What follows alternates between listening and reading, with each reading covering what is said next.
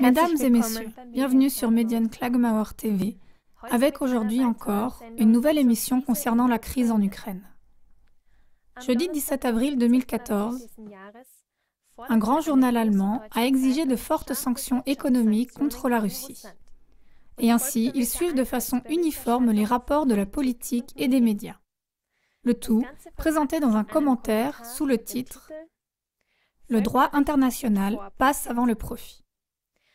La cause de cette revendication, des séparatistes armés avaient occupé des bâtiments gouvernementaux en Ukraine de l'Est et il y aurait des preuves que Moscou aurait soutenu cela. Maintenant, l'heure a sonné pour des sanctions contre la Russie. Les pays occidentaux devraient passer à l'action. Et de même, l'économie allemande devrait comprendre que Poutine a perdu les avantages d'une paix politique. Le gouvernement fédéral aurait annoncé, je cite, « Si la Russie ne se calme pas après l'annexion de la Crimée, l'Union européenne prononcera des sanctions économiques. » Fin de citation. De plus, l'article explique encore qu'il serait prévisible que des sanctions ne feraient pas plier les genoux à la Russie tout de suite. Pourtant, le budget d'État de la Russie se mettrait rapidement en situation critique sans le commerce de gaz naturel avec l'Europe de l'Ouest. Nous voulons confronter ces déclarations avec quelques faits. Le fait est que les États-Unis ont soutenu financièrement et par les armes le coup d'État contre le gouvernement démocratiquement élu et ils ont doté le pays d'un gouvernement qui est illégitime jusqu'à aujourd'hui. À peine en fonction, celui-ci a fait en sorte, par exemple, que les réserves d'or du pays se sont envolées aux États-Unis. Au lieu de mettre les États-Unis au pilori pour cette intervention contre le droit international, le journal insinue que c'est justement Poutine qui a perdu les avantages d'une paix politique. Car voici le fait. Au mois de mars, les habitants de la Crimée ont usé de leur droit international à l'autodétermination et ils se sont prononcés avec une majorité impressionnante pour leur indépendance vis-à-vis de l'Ukraine.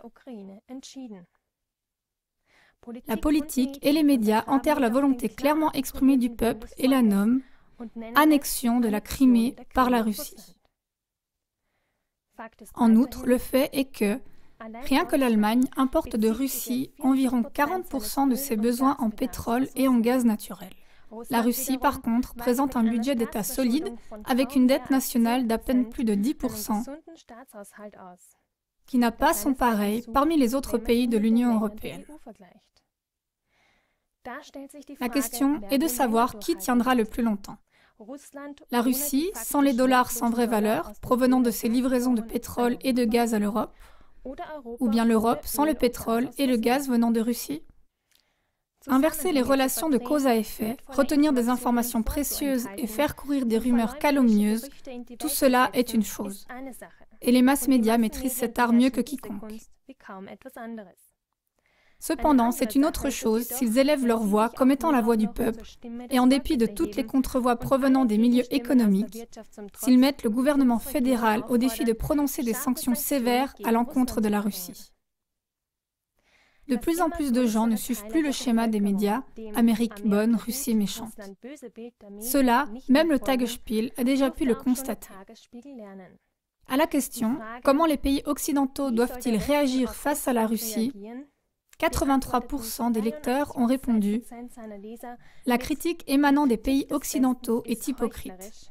La Russie défend des intérêts légitimes. » Un signal clair issu du peuple qui donne des raisons d'espérer. Toute l'équipe de Klagemauer TV vous souhaite une bonne soirée.